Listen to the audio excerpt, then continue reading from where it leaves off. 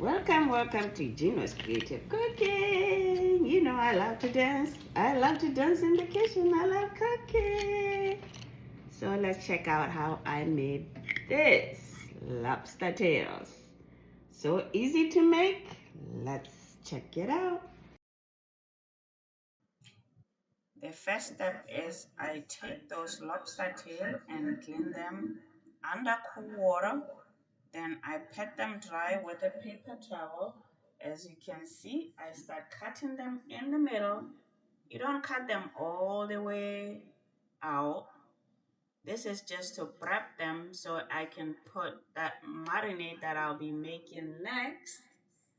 And well, this, this is just how to make it tastiest lobster tail ever.